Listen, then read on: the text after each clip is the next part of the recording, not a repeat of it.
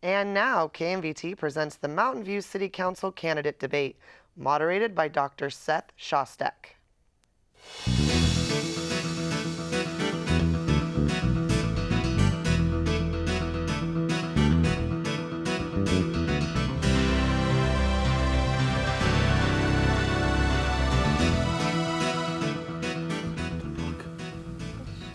Welcome to the 2016 Mountain View City Council Candidates Debate. We've rounded up all the candidates for the 4 open seats that you'll get to vote on this November 8th.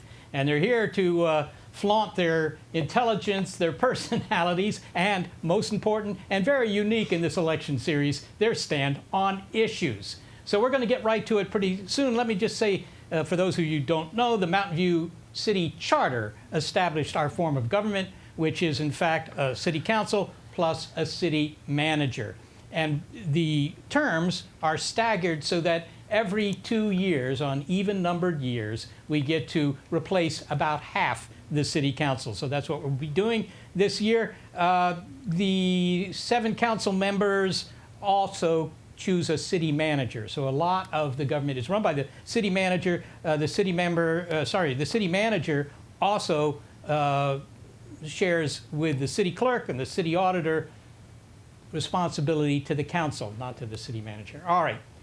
Now, no, I guess that's to the council. Yeah, I got that right. I'm surprised to hear that. Look, we're going to get right to the candidates. You're going to stop hearing from me. But what we're going to do first, before we get into the issues, is have each of our candidates tell you for 2 minutes something about themselves. And we'll begin with Theda Cornish. Theda is a Parks and Recreation Commissioner. Theda, take it away for a couple of minutes.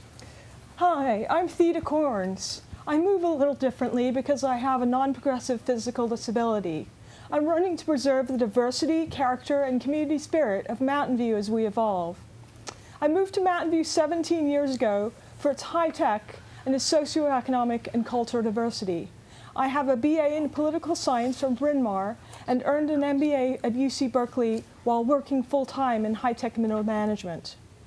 We have self-driving cars on our streets, yet our road design dates from the 1960s. I co-founded Great Streets Mountain View to create safe, accessible streets for all. As a city council member, my plan is to build a 21st century transportation system. When my son was a toddler, he fell 10 feet through the gap at the top of a tall play structure. He was unhurt, and I worked with the city to fix the problem. But I felt the city needed more parents to avoid these problems in the future. That began my service as a Parks and Rec Commissioner, and I've been serving you for almost 8 years. I'm proud to have helped create parks and open space, and I will continue to work hard to advance environmental sustainability. I would really appreciate your vote in November. Thank you. Thank you, Theda. To Theda's left is Chris Clark. And Chris Clark is an incumbent council member. Chris? Good evening. I'm Chris Clark. I'm currently on the City Council and I'm seeking re-election. I originally started my service in Mountain View serving on the Human Relations Commission back in 2009 and then served on the Environmental Planning Commission before running for council and joining council after the 2012 election. I served as your vice mayor in that first year and subsequently as mayor in 2014. And so I first want to thank you for entrusting me to serve on the City Council and to seek your support again. Over the last 4 years, we've done a lot. We've faced challenges early on coming out of the Great Recession, and then just in a few short years later, now we're dealing with the challenges associated with robust economic growth, whether that's traffic or keeping up with infrastructure investment, making sure that our community remains affordable and attractive to people of all incomes. Those are, while they're all good challenges to have in a good economy, they are challenges nonetheless. And we've taken a lot of steps. Mountain View's been a leader in the last 4 years on improving affordability, investing in affordable housing, getting developers to contribute to a lot of the infrastructure investment that's been needed in our community to keep up with our growth. And I'd like to serve another 4 years to continue implementing those plans and building a better Mountain View for the future, not just for us, but for our children as well. So thank you for tuning in tonight, and I hope to earn your support. Thank you, Chris. Next, Greg Coladonato. Greg is a trustee with the Mountain View Wisman School District. I always wondered why they're together like that. Maybe you can tell us. Thank you, Seth. Greg Coladonato, I want to tell you 3 things about me. I like to bring people together. I believe in prudent government spending, and I'm a big fan of innovation and flexibility in government. Bringing people together, when I moved to the neighborhood that I am in now, in the Slater area, there was no neighborhood association. And so I looked into what to do, and I got some neighbors together, and we founded a neighborhood association. We just had a barbecue on Saturday. It's great. We have 100 people, 200 people come out for things, and I really like bringing people together. My wife and I found that we were throwing more out than we wanted to, and we looked around and we founded something called Repair Cafe Mountain View. And so for the last 3 years, we've been bringing volunteers together around town to come and fix things for other people for free. I love this sort of spontaneous and bottom-up way we do things in Mountain View. I also served on Mountain View's Human Relations Commission for 4 years, and I currently serve as one of your trustees on your Mountain View Wisman School District Board. I'm also a big believer in prudent government spending. Since my kids are going to the local schools, I served on the Parcel Tax Oversight Committee, the Bond Oversight Committee.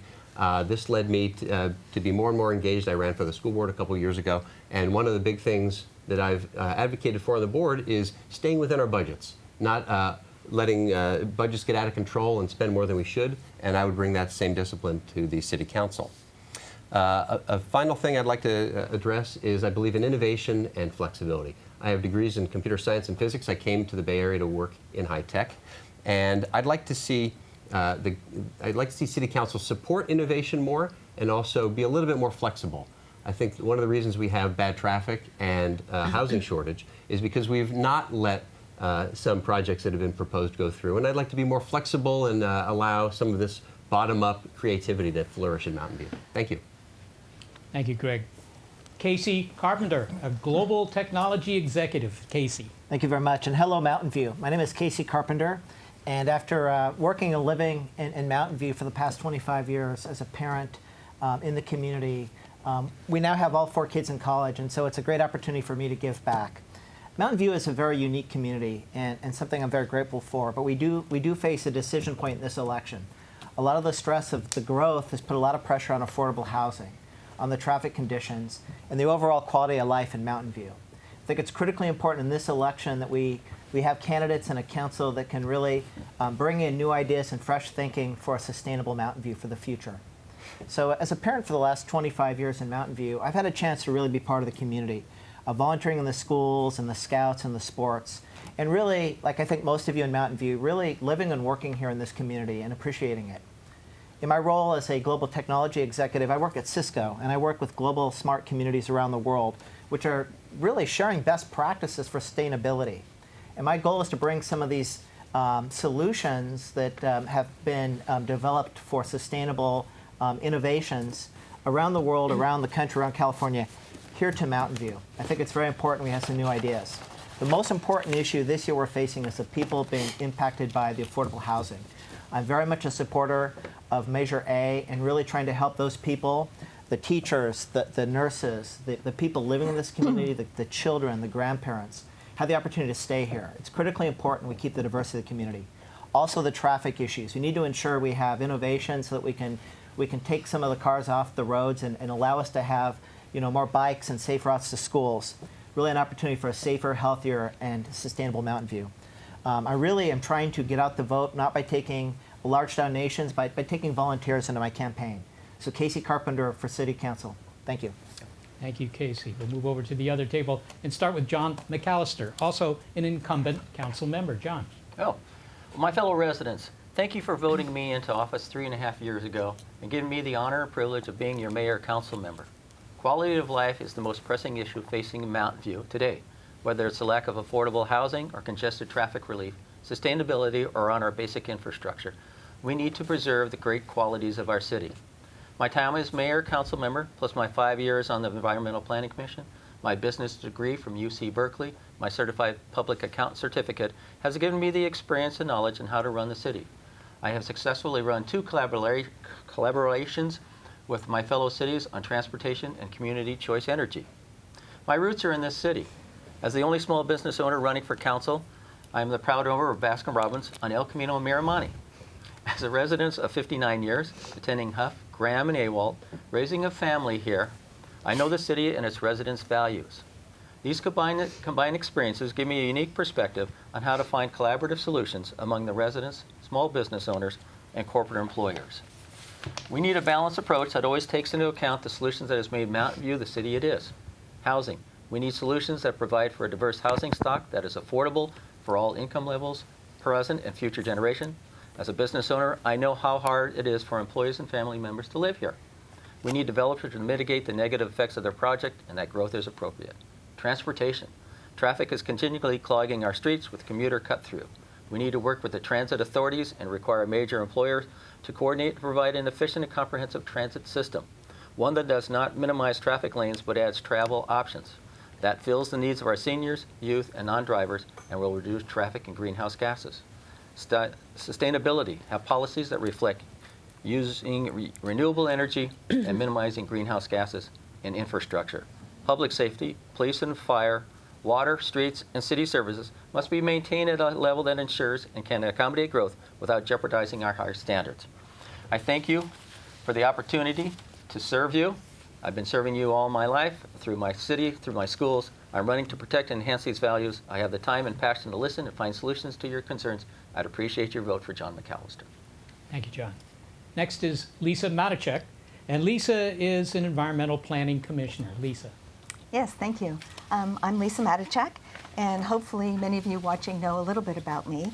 But before we start talking issues, let me highlight a few differences between me and the other candidates. First, this is my 7th year on the city's Environmental Planning Commission, or EPC. And the EPC is chartered with advising the City Council on land use, which is a really complex topic. Decisions on land use have a huge impact on your quality of life and the economic vitality of the city. There is no better training ground for a seat on council than serving on the EPC. Second, I have a track record on the EPC of listening to residents and addressing the issues that are most important to them.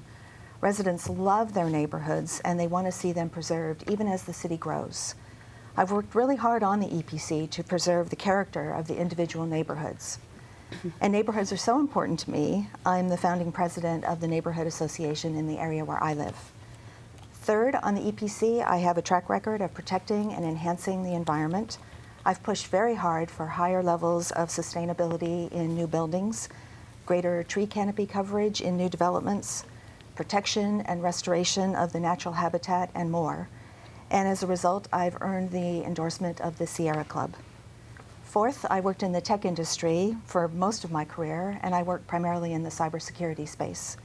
And finally, I hold an MBA from UCLA, so I have a strong business approach to addressing our issues. But you know, there are no fast, simple solutions to the challenges we face, but I'm very well prepared to address them. Thank you. Thank you, Lisa. Next to Lisa, a former City Council member, Margaret Abekoga. Hello, everyone, and thank you to KMVT for hosting us this evening. I grew up in Silicon Valley and settled in Mountain View with my husband 18 years ago, where we've been able to purchase our first home, raise 2 daughters, care for my aging parents, and build a sense of community around us. I deeply love Mountain View, and throughout the years, I've dedicated myself to giving back to this community in a variety of ways, including as a school volunteer, neighborhood association leader, county school board trustee, board member of nonprofits, and your city council member and mayor.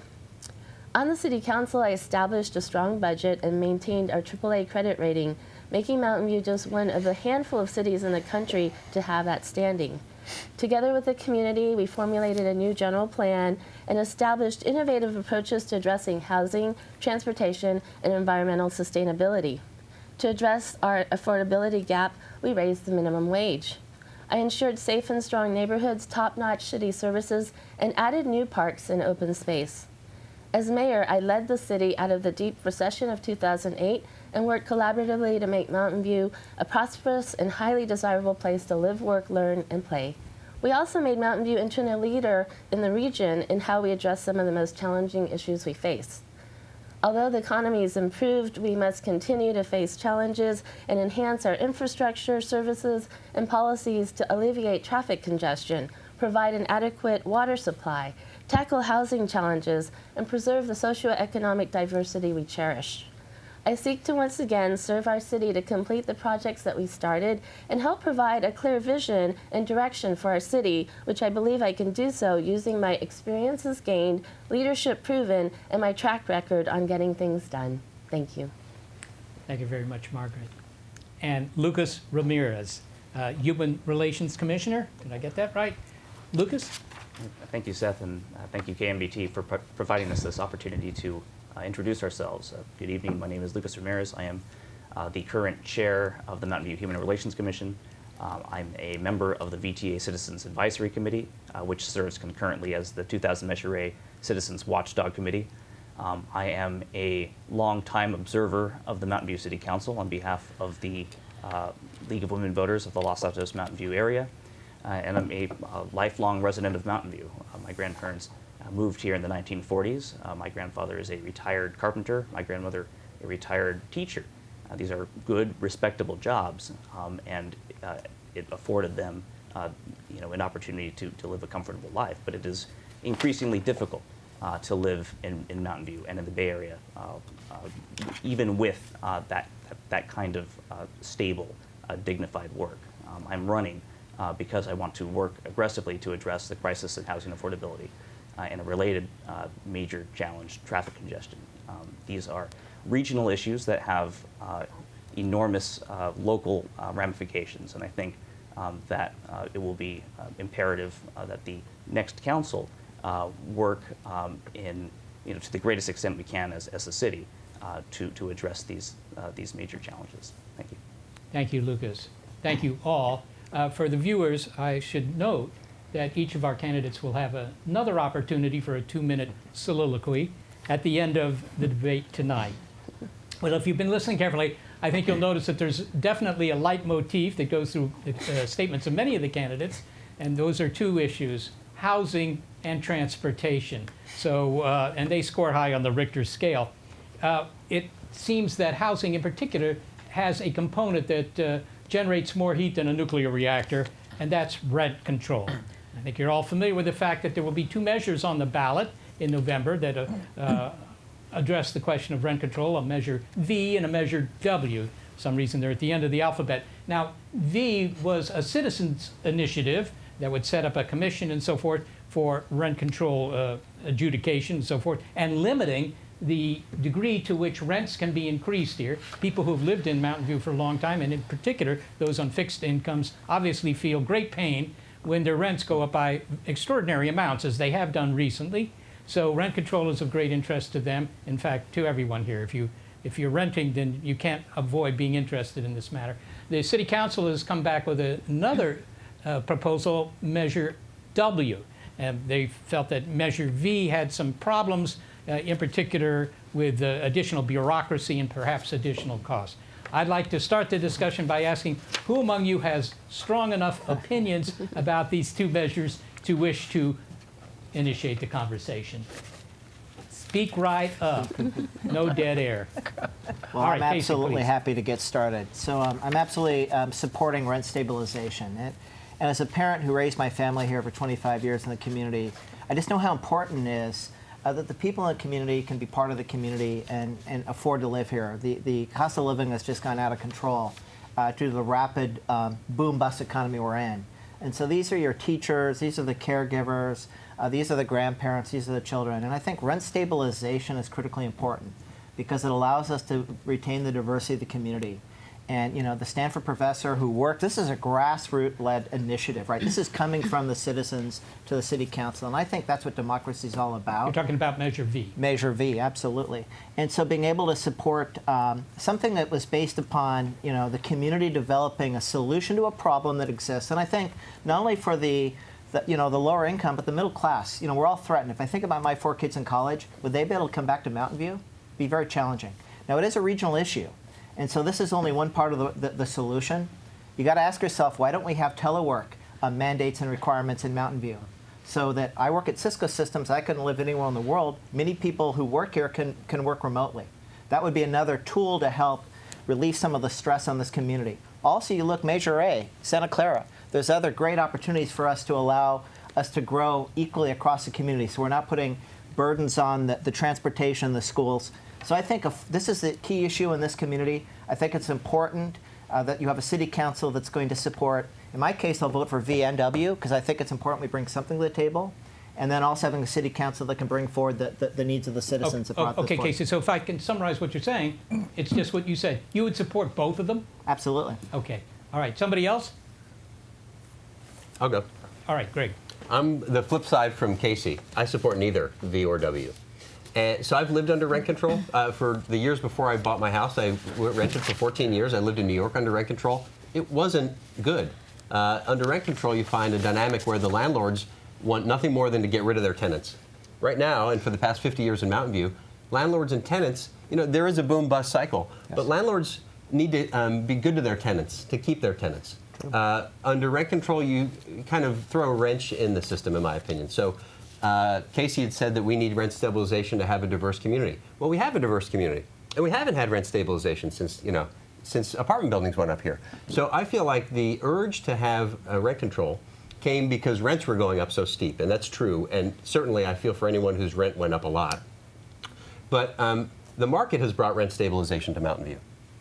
Rents are leveling off. They can't get any higher. Right now, the reporting agencies are saying that in San Francisco, San Jose, other cities, rents are topping out, okay? And housing is coming online big time. Around the corner from me, there's 600 units going in. Council approved 583 on last week. There's going to be thousands in North Bayshore and probably over in East Wisman. So I feel like what we're already doing is going to solve the problem of spiking rents. What I'd hate to see done is have a permanent solution to this acute problem we just had, but have it go into effect after the rent stopped going up. So I think that I encourage all voters to vote against VNW. Okay, the market will solve this problem. The market has already solved the increasing rent problem. Let me just ask you, when you were in New York, did you find that under rent control, the maintenance of where you lived suffered?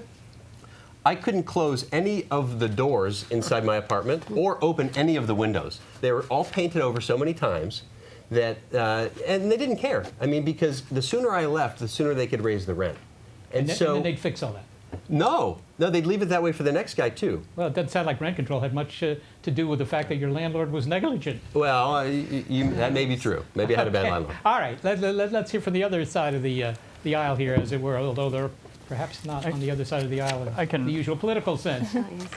Chris. I'd be happy to kind of offer the middle ground and kind of explain where council was coming from when it crafted Measure W. So I think, as the person who tries to find the middle ground, or one of the folks on council who tries to find the middle ground on these issues, I mean, just to lay it all out for folks, we didn't have 4 votes for rent control. I don't believe in rent control. I'm an econ minor, and there are very few things that the vast majority of economists agree on, and that is that rent control doesn't really have the effects that you want it to have. That's why we haven't had any new strict rent control measures in the Bay Area in my lifetime in over 30 years. So I think the council recognizes that supply is is really the key to bringing down costs over time. But it takes time to bring supply online. It takes years to approve and build things. And so what we're looking for, we're seeing people getting pushed out of Mountain View, seeing really exorbitant rent increases in some particular cases. And what we wanted to do was really target the bad apples. And we didn't have 4 votes for rent control. So what we did was we put a mediation program in place, something that protects renters' rights, allows them to challenge their landlords, to challenge those rent increases through an independent mediation service. And what we've done with Measure W was say that, look, the citizen-sponsored Measure V is a charter amendment. It amends the city's constitution. Let's just be very frank. If that makes it into the charter, it's not going to go away. It's East Palo Alto-style rent control that will be there in perpetuity. And so what the council was going to offer was something a little that isn't a constitutional amendment, but honors a lot of the provisions that the Tenants Association wanted, which is how we crafted Measure W. So it has a lot of the same protections, but it doesn't amend the city's constitution. So it sounds like what you're saying, Chris, is that the real issue here is not so much the rents, it's the protection of the renters. It's the matter of avoiding having the landlords kick them out just because they want somebody else to move in so they can raise the rents. I think that's the case that a lot of folks talk about. I think the other is just giving folks a means to be able to challenge, if they haven't had a rent increase in a long time and all of a sudden they get a 10 or 15% rent increase after, a 2-year lease expires. There was really no effective way to challenge that before. So we've really tried to figure out what are the things that are really hurting the community the most or driving folks out, and how can we create a means by which to either disincentivize that or give those tenants a voice in the process. Okay, so this is the City Council's counter proposal, if you will, Measure W. Somebody have something against that? Want to say something in its favor? Well, I'll say I'm on the council, so I support W. And one of the reasons is that I'm disappointed that the council had been enacting various protection mechanisms along the way to try to help the residents stay in. We gave them a year lease. A lot of people were on a month-to-month lease, and therefore they had no certainty of where they were going to go. So the council initiated a year-long lease, required or 6 months. So that gave certainty to the people that were living there. We also came along with the right that you had to mediate. And so that was the next step. And we didn't really give the process, because when I've understand talking to the people that are running mediation, people were coming in and they were finding solutions and resolutions for their problems and to help curtail the increase in rent. As a business owner, I know I need a diverse workforce. I mean, it's very imperative to me. And affordable housing, or the way the housing is going right now, is forcing my workers to leave the area. And it affects the whole economy of Mountain View. It's very important. But the way that V is structured, it made it that there were no accountability to elected officials. You had a 5-member board that could do what they needed to do without accountability. They could go into the city's general fund and affect that, which now with the Measure W, you're still accountable to the city councils. You still have control over the budget. And in the long term, I think that will solve a lot of the solutions, that we will be able to protect our residents and still have affordable housing. All right, if my arithmetic's correct, John, Casey, and Chris all support Measure W. Greg doesn't support Measure W, but he's equal opportunity on that. Yeah. He also doesn't support Measure V. Measure V isn't getting a lot of backing except a co-backing from Casey. Does somebody want to speak up on Measure V? Casey does, but maybe somebody else does. There's one more. I also support Measure V. So I should say, just to preface my remarks, that I agree with Councilmember Clark that the long-term solution to the housing crisis is to address the jobs housing imbalance and to build enough supply to meet the extraordinary demand that exists. I'm less sanguine than Greg is that the housing supply that's coming online now will lead to a moderation of rent increases. I think that the job creation that we're seeing not only in Mountain View but in neighboring cities far exceeds the amount of housing that we're building as a region. And so I do think that rent increases that there will continue to be rent increases. I do support both measures W and V, though, because I feel like there aren't very many other viable short-term rent relief options at our disposal. I think the council had an opportunity in March of this year to enact a reasonable compromise with binding arbitration.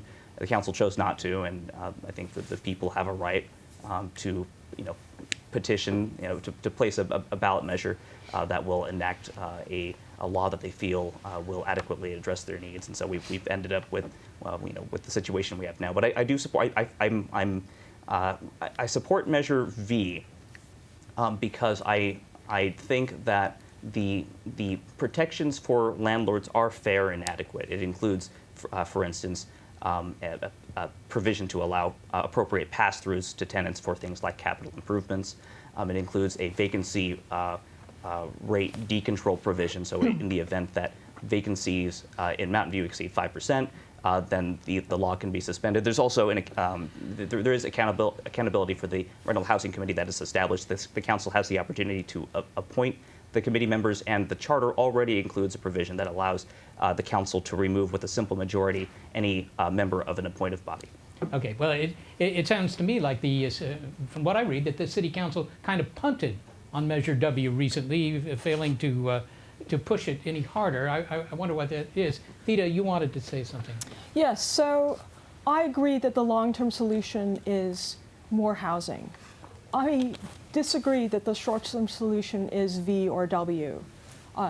V, as mentioned, is a charter amendment. I don't support rent control. I have an MBA and it doesn't work. I want to target those who need help, and not. And those who need help are about a third of the people in Mountain View who currently find rent unaffordable, and that means that they're spending a third or more of their income on rent. And there are some short-term solutions that we could do right now that we are not doing. One of them is to create a landlord indemnification fund. Another thing is to create a flexible rental assistance pool.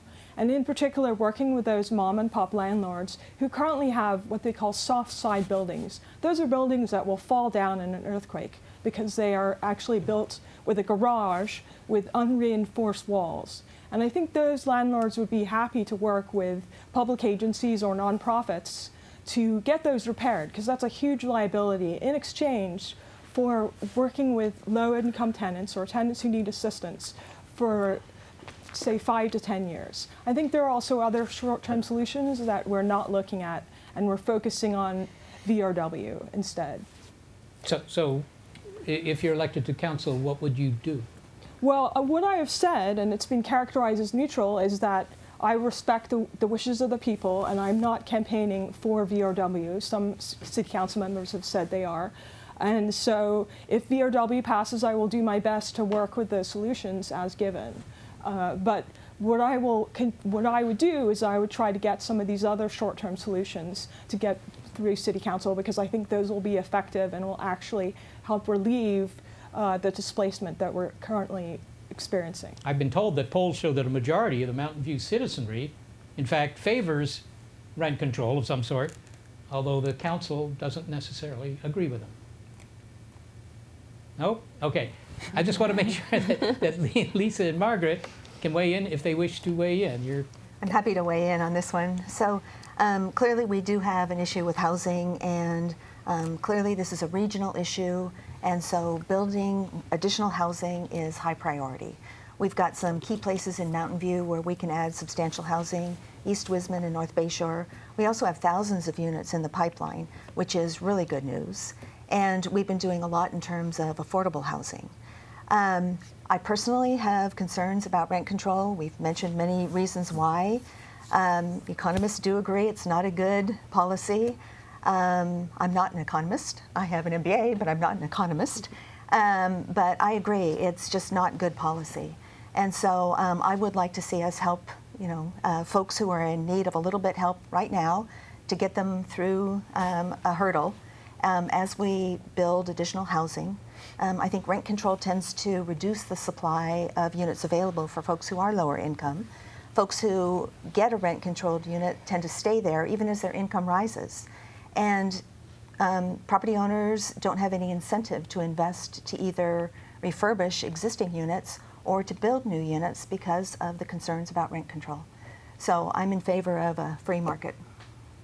Margaret? I guess the last word on this issue, I do not support rent control either, and I agree with all of the points that have been brought up. And my big concern is in the long term, it will actually end up constricting our supply of affordable units. And we have other state law that restricts what units can be put under rent control. So only units built before 1995.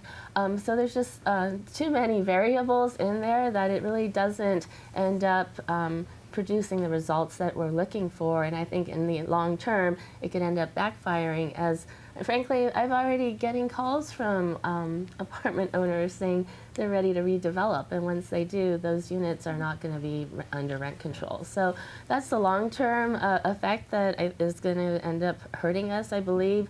With W, honestly, I have yet to hear anyone who say there's something wrong with W. It's a binding arbitration measure that would be placed, as an addition to the mandatory mediation process that the City Council put forth. And if you look at the numbers, there's a staff report, City Council got a report recently, that program is working. 70% of the cases that have come to mediation have been resolved. And I believe that it's important for folks to talk, and once you have that conversation, you can usually resolve things. So we have that program in place. It's working. You know, if you want to strengthen it, let's put binding arbitration on there. My regret or my disappointment is that the City Council didn't do this, put this in place last fall or in the spring. I believe that this was the middle ground that could have been reached if both sides were brought together with some leadership to have that conversation and come to compromise. That didn't happen, you know, and so we have both these measures on the ballot. I will support W. I don't support V. In the long term, just in general, in terms of housing, Mountain View's actually done a good job. We've produced housing. We've done our share. We will continue to do that. I think we just have to get more creative in offering different types of housing, and in so doing, offering more units. Just to be devil's advocate, I mean, we can continue to increase the housing supply here in Mountain View, but what about the people living in Sunnyvale, right? They'd be happy to live in Mountain View. I don't know that we're improving things for our own community, particularly the lower stratum, which can't afford the higher price spread, and the higher price spread might be grabbed up right away given the hot economy here in the South Bay. I kind of worry about that. Affordable housing, I mean, how do you guarantee that? Well, we've done that. We have affordable housing funds. We were the first city in the county to put housing impact fees across the board, rental, ownership, commercial. And so we've actually accumulated quite a few funds. With that, we've used to build BMR units, below market rate units. We've built 500 during my time on council. We built 500 of the 1,200 units we have. And so we've actually been a leader in doing this, and we need to continue to do that. I agree with you. It's a regional issue. We can do our fair share, but if our neighboring cities don't do their part, then there's a question of, well, what does that do in terms of benefiting Mountain View? And so we have to have that regional conversation. I started that when I was on the council before. We get termed out, the conversation ends, we have to start over. And frankly, I'm really excited and anxious to get back to having those discussions. All righty. You know, we've heard about 500 units of below market rate housing. We heard, I think it was from Greg, that there was a 600, was it? 583 units were approved at San Antonio. 583. Well, it was close. 600. But, you know, compared to what has been proposed for North Bay Shore, those are kind of in the noise, right? North Bay Shore housing has been proposed 10,000 new units of housing. That might be significant, might it not? But there seem to be some problems with those 10,000 unit plans. Anybody want to pick that up? Anybody know what I'm talking about? You do? I'll pick it. Okay. Lisa, you're nodding your hair. Yeah, You're nodding your head knowingly, so. Yeah, we are studying adding about 10,000 units to the North Bay Shore area, but the biggest challenge is transportation to North Bay Shore and out of North Bay Shore. The study that we just saw on the Planning Commission and that the Council saw basically said we could only put about 3,000 units there before it's complete gridlock, which some might say we already have. Gridlock on the roads leading on the into roads going in. There's only three roads. That's Rengstorff and San Antonio and Shoreline. And Shoreline. Right. So we have to think of other things we can do. I personally think we could be working with the major employers to be more aggressive on their transportation demand management programs. We're also looking at, and there's a bunch of projects to try to address this, like an extension of light rail from the NASA Ames stop, additional bike and ped overpasses over 101, a bus lane. There's all kinds of things that we're looking at, and additional like spur off of the off-ramp to Shoreline from 101. There's a lot in the works, but we need to do more. I feel like we need to be creative and kind of think out of the box to come up with new ideas on how we can improve transportation so that we can build more units in North Bay Shore. Well, let's get into the transportation. Yes, Casey. Yeah, this is all about sustainable planning for smart communities, and this is the expertise I have working in my role with communities around the world. The challenge that we're facing is that Mountain View as a town has grown so quickly and rapidly that we've created this systematic stress on all of our services and infrastructure in the community. Transportation, schools, the roads, just the environment. And so the challenge we have is we're kind of behind the curve. Right? And so what's happened, I like to talk about internet time and government time. So the internet time has doubled things in Mountain View. Suddenly we want everyone to live here. That's actually going in the opposite direction of most smart communities around the world. They're trying to use networks and digital technology so they don't put such a load on a single space. So if you're going to build a solution, it can't be in silos. It has to be systematic. So we're talking about adding housing. What is 10,000 new units going to do to the schools? How are those kids going to get in the buses to Mountain View High today? Right? What's the traffic jam going to look like then? Even today on El Camino, getting from Palo Alto to Mountain View, it's really challenging. So I've experienced bringing new ideas in. There's a lot we can do to bring in new ideas so we can go from where we're at today, which is a crisis, to a short-term and medium-term and long-term solution. This community needs to change. It's clear. For 5 decades, Mountain View's been based on a car in kind of a rural suburban area. What we're doing is we're moving to urban, but it's not all on the shoulders of Mountain View. It needs to be regional and systematic. So that way we can actually connect the transportation, have innovation coming in, and solutions are going to work for the community today. Theda. Yes, so another issue, as a Parks and Rec Commissioner, I have to bring it up. I receive a count of all the wildlife out in North Bayshore each month, including the burrowing owls. Fortunately, we do have some solutions for that. We have a green zone where we should not build because it would impact wildlife. And I also think as we build out there, we need to be aware, not only have green buildings, but also buildings that work with sea level rise and also are sensitive to birds. But I think we can do all those things, and I think I also favor mixed use, retail, office, and housing.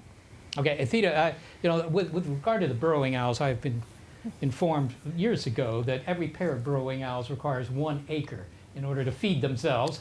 And since an acre in North Bayshore goes for what, $1 million an acre, probably more now. 10. 20 Right? That's very expensive per owl. But on the other hand, yes, they are very expensive owls, but they're also federally protected. And unfortunately, their numbers have gone down because somebody vandalized their nests. Someone pushed a plastic bottle, and that killed 2 of them. And they crashed for a while. Fortunately, there's now a nesting pair.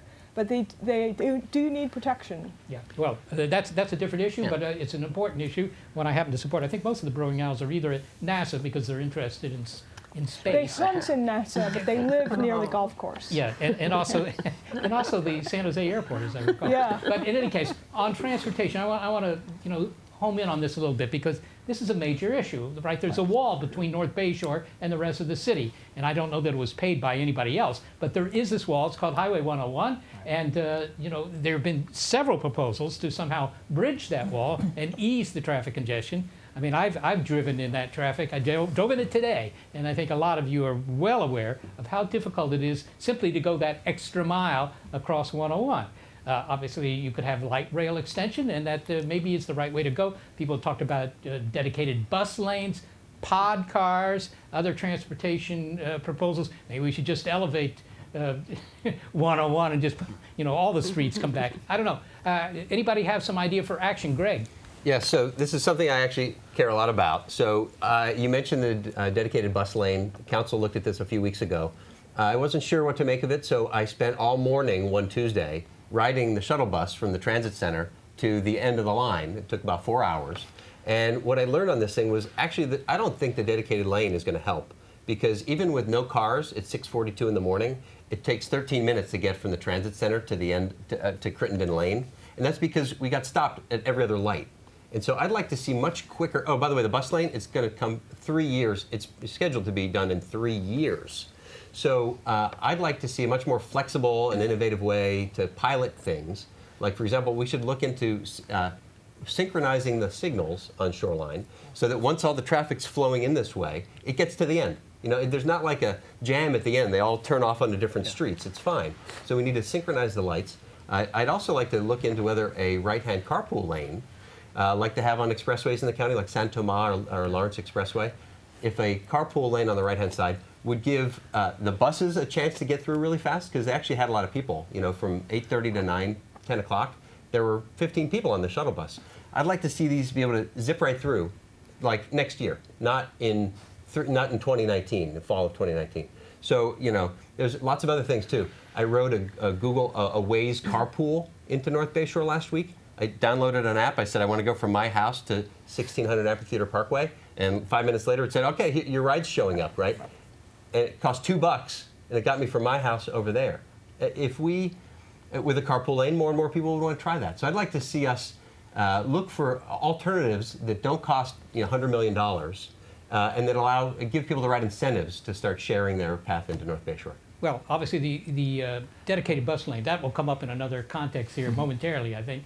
But synchronizing the lights works if you only care about traffic going in one direction. It doesn't work so well if you have to control two directions. But how about this? I mean, everybody can see the writing on the wall here that, if you have a driver's license, you may be the last one in your family to have one because, soon enough, remember, self-driving vehicles. And that would include the kind of vehicles you might use to get to work. You don't have to own that vehicle. If you have self-driving vehicles, then they can, all the control can be done in the cloud by computers, and that way you can, push everybody through much more quickly. Maybe that's the answer. Maybe that's all that's required is that kind of technology. That's long term. There is a short-term gateway called shared ride shares, and so Uber and Lyft are good examples of this. Most of the space in our community is being taken up by cars that are parked in parking lots and on streets. So as you start, I think your idea was great. You start to share the cars and getting point to point with apps. That actually that starts us shifting from where today, one person in one car, all going to a central place, to the shared model. We start to relieve the pressure, maybe with telework, to the ultimate goal where the younger generation is going to decide, I'm not going to buy into the car economy. I'm going to buy into shared services. But we have to get from here to there. But it's already there in Pittsburgh. Yeah. So Pittsburgh, Uber's running self-driving cars, shuttle services in Pittsburgh. I'd like to see Mountain View allow Google to do that. I don't know what it takes to get through California's DMV and so forth. They're kind of dragging their feet. I'd like to see Mountain View step up and try to allow it, because there's no road that Google would work harder on figuring out how to automate than the one that goes, than Shoreline. So I'd like to see if we could, enlist their help. Yeah. Is there somebody over here who would? Well, I like to jump in on that because for the short term, it's going to be really tough. But right now, I'm on a committee for the 85 corridor because we get a lot of our commuters coming through South County to get to Mountain View, and they can go through our streets, causing the traffic congestion. But we're working on a study to have a transit lane, not a bus lane, a transit lane, dedicated transit lane for buses only or carpools. And now it's going to take some time, but that will allow people to start changing their habits of getting to work. Hopefully they'll get on a bus in San Jose or in Gilroy and get to work in North Bay Shore in about a half an hour, which will improve the quality of life, reduce greenhouse gases, and start the modes shift. And that's what about putting rail down that central median? Because it was left there for that possibility as well. It's good until you get to Highway 280. That's when the road shrinks. And so but that's a consideration. We're looking at the transit lane, which is the thing that we can do right away, and then potentially, hopefully, look at new technology. If it's a pod car or a rail service, that will go down. But we're trying to do initial things early. Right now, VTA has express buses from South County, but they go to 280 and stop. They do not go into North Bay Shore. They go on a 280 either way, but 85 is a junction. That's why we need, if we can get people, and we should bless and thank Google for having one of the largest private bus transportation systems in the nation, because they take thousands of people out of their cars and help reduce greenhouse gases. So if we can get them to get their people to work quickly, and it's in a system that works already, it's efficient, they know it. They pick up people at certain spots, bring them, take them to work, and that helps it all. And so that will help relieve a lot of the traffic congestion. And also, we'd like to see how we can get traffic congestion, which we can reduce if we can get people to take Caltrains, go into our central transit system, and not have shuttle buses taking them up there, but having the fixed rail, the iPods to do that. That will also help. Well, I have to say that when I was a kid, which was just before the Civil War, it was the case that everybody wanted to drive their own car, right? They wanted those fuzzy dice hanging from the rearview mirror. They just loved their cars. And I look around and I think, yeah, they still love their cars. But I don't think that the next generation does, right? They want to just text their friends. They don't want to have to drive. So I think that there's hope for all this. But are you optimistic? You offer all these alternative ways of getting to work. Will people actually do it, or will they see that piece of sheet metal on rubber tires in their driveway in front of their house and say, I'm just going to drive? Well, I'm optimistic, and I have a daughter who's about to, well, she has a year to go to get her driver's license, and I think you're right, the younger generation, they're not that interested in getting their driver's license, and so I think there is a change in thought, but in general, I served on the VTA board, I chaired the VTA board, and I have to say, I know folks like to complain about VTA, but there's a lot of progress that's been made and that will continue to be made. In all honesty, funding is the real challenge with transportation. It costs a lot of money to build these systems. We're doing BART Extension. That's a $4 billion project, and it's taken 25 years, and a lot of it has to do with just the fact that there's not enough funding. We do have Measure B, the transportation sales tax measure, on this November ballot. I'll be supporting that. That's $6 billion of funding that should be coming to real projects. And Mountain View, we prepared, we designed certain things. One in particular, the grade crossing at Rengsdorf.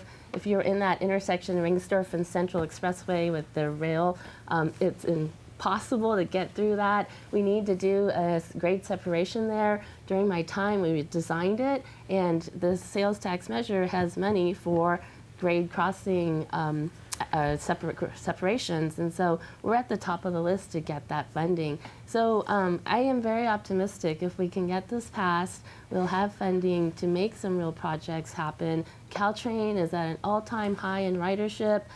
We need to get it to be electrified and then some, and so I think we all need to support Measure B.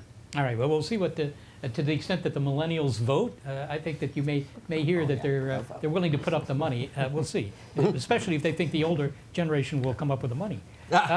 Since we've been talking about dedicated bus lanes here, I cannot help but ask how the council should feel about the dedicated bus lane on El Camino Real. This has also been a really hot topic.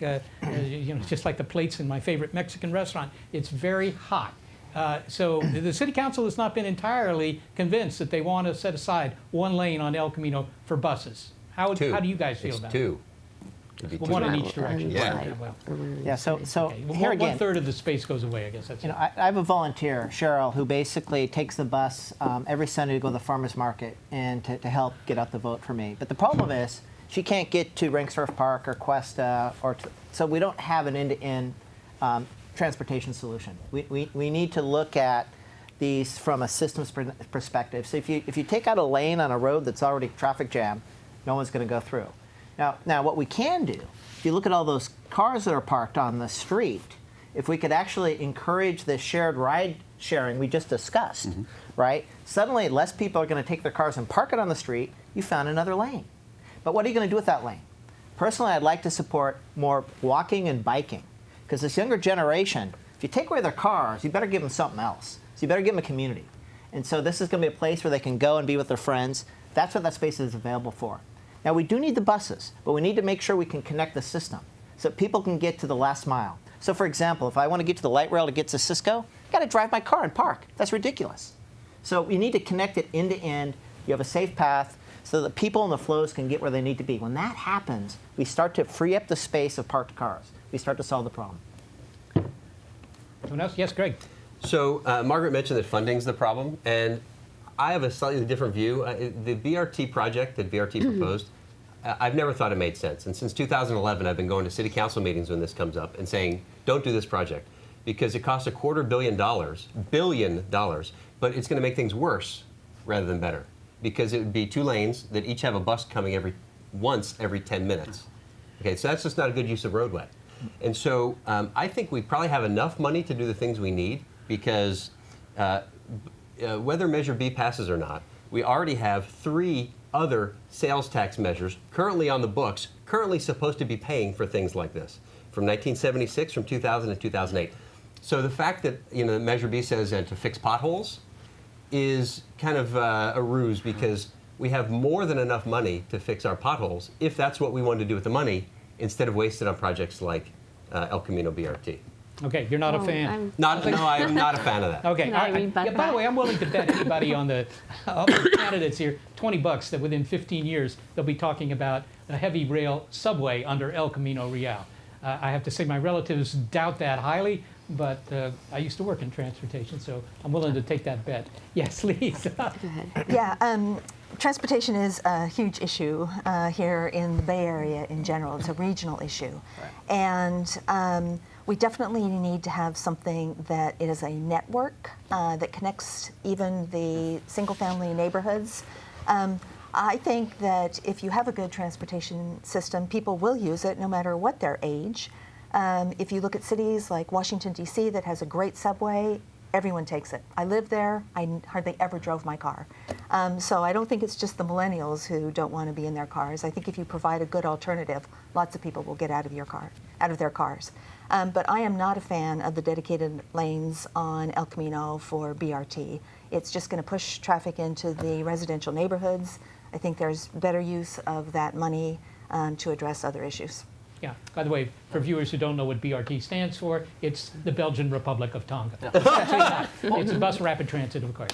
I John. own a business right on El Camino, so daily I see empty buses going through, driving by all the time. It's either the express bus, the small bus, all the buses. They're empty. I mean, it's just so obvious that it's going on. It is not something that a dedicated line is going to increase the people doing that. Or taking that. I'm on a committee right now, and I did a coalition of 8 cities to push VTA to get a regional sustainable comprehensive program to look at all of our transportation. We didn't feel that they were looking at how to connect San Francisco, Alameda, the valleys, to get us to go to the last mile, as people are saying. And now I think they're starting to look that transportation is so vital to the total community. And so that's why we also need to be making sure that that they do spend the money correctly on mass transit, not necessarily on you get point A to point B. I can see the transportation system improving vastly with the push from a lot of the communities. I mean, all the communities along the 85 corridor are all also looking for mass transit, and that's where the money should be spent, on mass transit, not necessarily the smaller ones. We have a system that does work down El Camino, but to spend $250 billion, I think there's room to tweak on that one. But John, what about this? I mean, you know, well, as long as I can remember, people would point to the city buses and say, "There's nobody in those buses. We're not going to approve more money for a system that's not working." Yeah. And so, you know, that's kind of a positive feedback system, that you never build a system that people will use. Because if you live in Europe, I've lived in Europe, maybe many of you have lived in Europe, you know that you don't take your car, you use public transportation. And that includes buses, but also various forms of rail, right? There is public transport, and it's just as fast and cheaper than taking your car. Now, a lot of that is artificial. They put big taxes on gasoline and so forth. But you could say we're doing the same thing. Whether we raise the gas taxes or not, we're just raising the pain threshold. Anybody who drives in this area now knows that the pain threshold is going up. And at some point, the pain threshold becomes so high that if there's an alternative, like getting in one of those white buses or taking light rail or taking Caltrain, then you begin to do it. And that's one way to, if you will, social engineer transportation. Yeah. But you may not like it. So, yes, Margaret. I think I feel like I need to clarify my position on this issue, and this is a project that I saw from the beginning to almost the end, and it's pretty much what you talk about, Seth.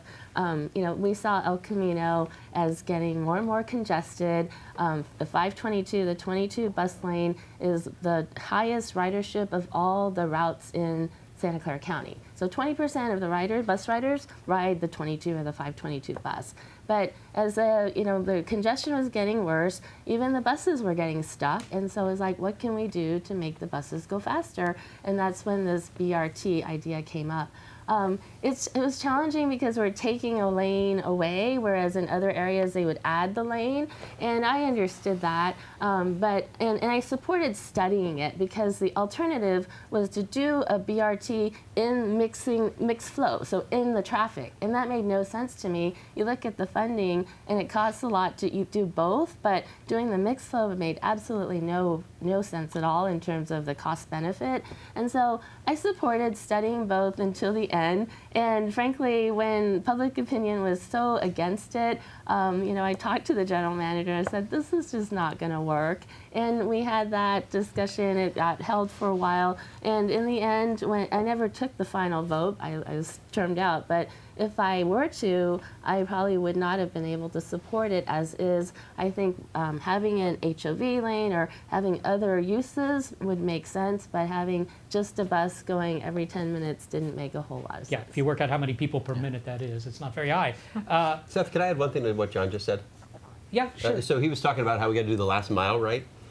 Can anyone believe that Shoreline, that has the worst traffic, you know, in the rush hour, in the city does not have a VTA bus on it. There is no way to take a VTA bus up Shoreline to North Bay Shore. So how did that happen? Like, it's clear that people are going that way in their cars. Now, we don't have any control over VTA, but I'd really like to know, what data they're looking at, and if they realize how far it backs up on Shoreline, and what we need to do to make it so that, like, for example, I just read in the New York Times this week that in Summit, New Jersey, where they don't have a big enough parking lot for their train, the city is subsidizing Ubers to the train station. Now, I don't know what this, who would one of these companies like to subsidize people's Uber rides to Shoreline to get on a bus?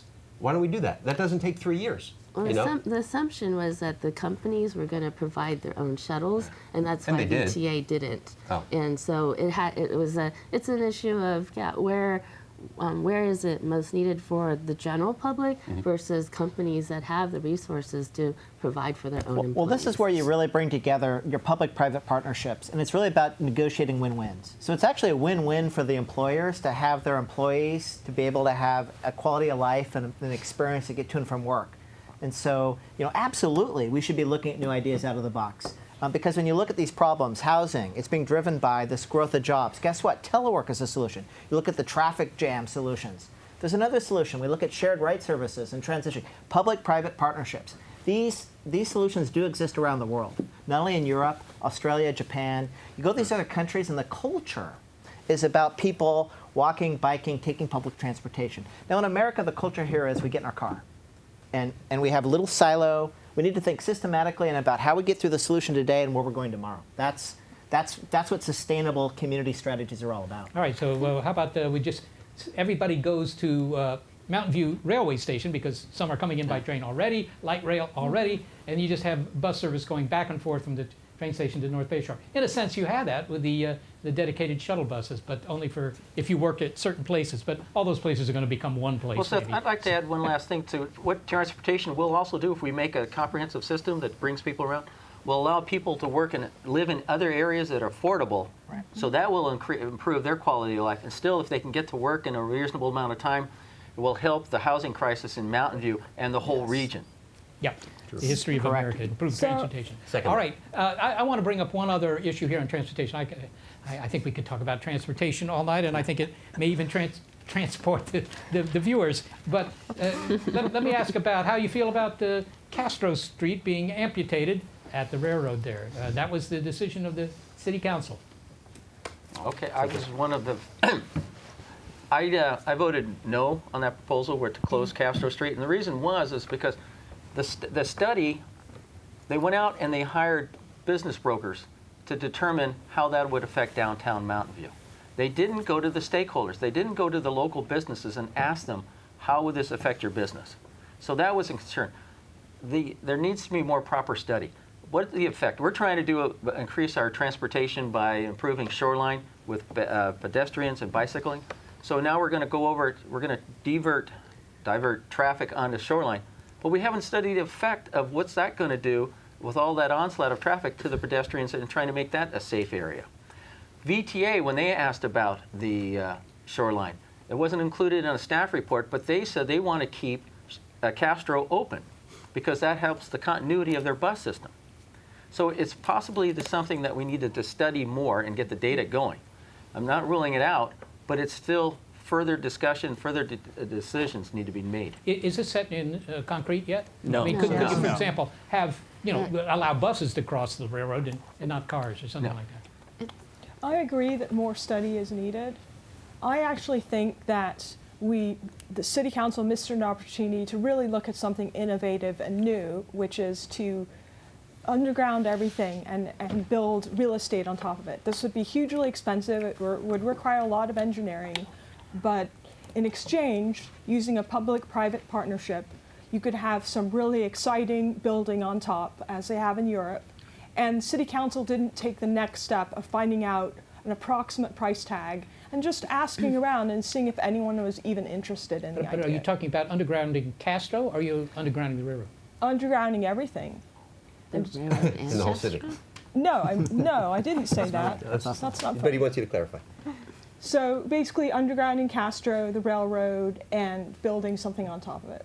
But wouldn't you have conflict with Castro and the railroad? Yeah, if you you'd have underground Yeah, to so that? these would all more have to be than- worked out at great expense. Yeah, undergrounding the There's railroad is Stevens Creek at the extraordinarily expensive bottom. because you have to There's underground shoreline for a mile in each overpass. direction. These are all engineering issues that if you spend enough money could be worked out. You know, staff brought these issues and said, you know, this is feasible. This could be done, but it would be very expensive. So it'd be a question of what is the price tag, and is there someone who is interested in paying that price tag in exchange for this prime real estate on Castro Street? And the whole thing could change by high-speed rail, too. That could affect how that whole area is designed. So. Well, yeah, although it's going to be parallel to the existing rail, is it not? All right, So- well, let's we shift talk gears more here. on that? Oh, Yeah. okay, you're still transported. Yes. Oh, yeah. So I agree, despite not liking the bus rapid transit thing, I agree with the VTA on this. They said that having connectivity is good. Okay, you know, don't close roads down. So maybe one reason why some of the council members voted to close it, like McAllister said he didn't, that's good.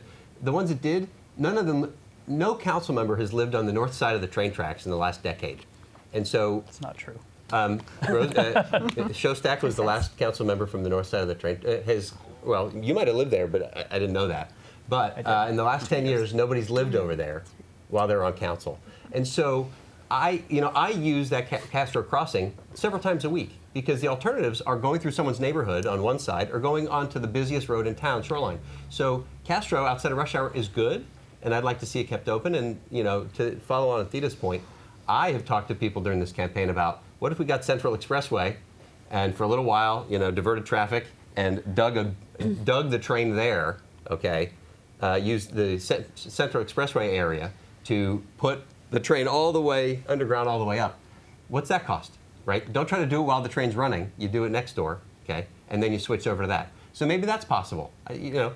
We should consider and look into and price out things like this before we just, Yeah, and I think it was said before, this is a networking problem, right? So I work at Cisco, it's a networking company. The first thing you do when you design a network is you got to look at the flows. The flows today, you got to look at the flows tomorrow. And what we're dealing with is a completely disjointed network. We've got one piece of the network over here, another piece over here. It's leading to a completely unoptimized solution design. And this is having negative impact. So we need to think more systematically, right? So why is it that? No, clearly we need to get to the future state where we can actually have more people in transportation. But today we've got these disjointed silos that aren't really not thinking it through clearly, right? And I like your point about we've got 101, 280, we got Foothill, we got Central. We've got some of these paths that can also be optimized in a network flow. We should be thinking less about the node and more about the network end to end. Yeah, well, something that you said there, Ken, kind of brings up to me a bigger problem. I mean, you talk about networking, Casey, but yes, and that is maybe we have a chicken and egg problem here, right? We've got transportation issues because we've got too much traffic. There's so many people. We need more housing to accommodate more people. You said more people are coming, and more jobs are coming. Could it be that too many people are working here already? I can remember a council debate. That's exactly right. So what 10 we've years done, ago where people said 60,000 people from Mountain That's View. exactly Cut it the off there. situation. We've accelerated too many people into a centralized model when we're thinking of a network. And so that's creating all of the stress on our system. And if you think about that, that's creating all the negative network externalities. You want to talk about economics? That's what's happening here in this community. And so the networking solution is really critical to think differently. Yeah, I want to ask a question because you are in the business world. So, and you talk about teleworking, but yes. I mean, that's not a new idea. Why hasn't that happened? Why does a company want 50,000 of their employees in one location? That's a critical question. And so at Cisco, I'm very fortunate. We couldn't run our business without it. The idea that you want to bring all your employees to a central campus, that is kind of the way to build and design that the Silicon Valley is going through right now. But here's the thing. Digital video technology is available. So most of the people that are sitting at a computer could work anywhere. Now what's important is the people who can't work on a computer can get to their community, in their neighborhood. A teacher, a nurse, a caregiver, a carpenter. Firefighter. Right? A firefighter. Exactly. The next earthquake, when it happens, all the firefighters are not going to be here. What are we going to do? So the mistake that's being made right now in Silicon Valley is we're building dense, big campuses for exactly the people that can use telework. And so the way it has to be done is public-private partnerships. We need to work with the win-win scenario for the employees of Google, the corporation, the Apples, the Facebooks, the Ciscos, and say, maybe just on the first day of school. First day of school, we say, hey, this is the day that parents will make sure their kids get to school. Can you have a telework day? Or maybe you set some incentives and some penalties. So that way we're starting to build. If a corporation's making billions a year and we've got a problem with transportation, it's their problem too. Digital networks are a solution. We shouldn't be thinking just in the physical world, but the digital world. Well, I think companies are, in fact, trying to solve these problems. Google has their own private bus network. That's how bad our transit is they're taking huge buses to and from North Bayshore every day. That's why we need a dedicated bus lane in North Bayshore, because there are, in fact, many people riding the bus in North Bayshore, supplied by Google, supplied by the TDM, the shared transit, and they, in fact, have their own transportation network. And I think as a city, one of my plans is to build a 21st century transportation system. And I think as a city, it can be hard to work with VTA, frankly. VTA is now trying to work with Google to build a transit out in North Bayshore. I believe the city had discussed it with them and they were not interested, but now they're interested in talking about it with Google. But I really think we could work more on the last mile and create complete streets, which are streets designed for all modes of transit, including bikes, pedestrians, transit, and also vehicles, including the vehicles we have in the future, which may include self-driving cars. I'm a huge fan. I'm actually in a video of a self-driving car, pod cars, and these other transit systems that we don't even know exist yet. The City Council is doing a study, and I would welcome any transit systems that are proven to work or the company is willing to take on the risk of trying it. Well, but the bigger question is, I mean, the implicit assumption of what you're all saying is that, yeah, there's going to be, there are going to be bigger and bigger corporate activities here, and everybody's down with that, right? No. Well, that's the question I'm asking.